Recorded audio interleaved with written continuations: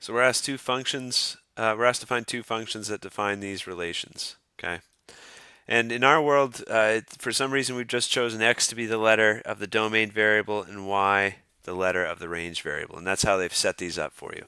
In a broader sense, we shouldn't always say x is domain, y is range.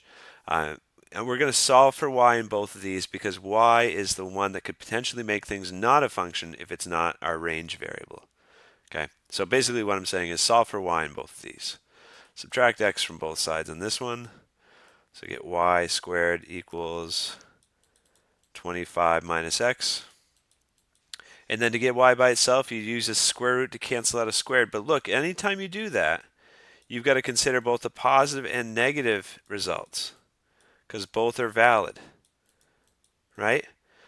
Um, because if you were to plug in negative square root of 25 in for y, you're going to square it. And a negative times a negative makes a positive. So there's two answers there when you use a square root to cancel out a squared, positive and negative.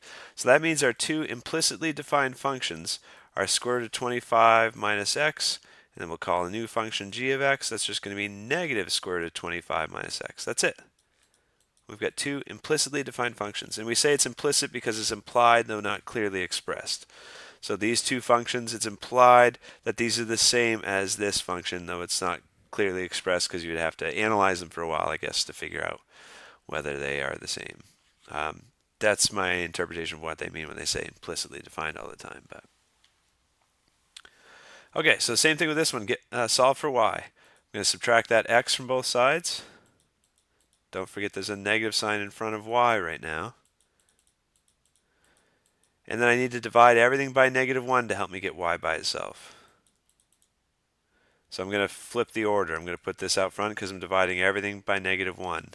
This by -1, this by -1, this by -1. So that makes it a positive. I like to lead off on a positive tone. So we're still trying to get y by itself. So if you've got the absolute value of y, when you solve absolute value equations, you get the absolute value by itself, and then you consider two options. Y is just x minus 1, and y is the negation of the entire thing, the opposite sign. So that's negative x plus 1. So we have two implicitly defined functions. F of x could be x minus 1, and then g of x, a second function, would be negative x plus 1, or in other words, 1 minus x. Those are two implicitly defined functions given by this relation here.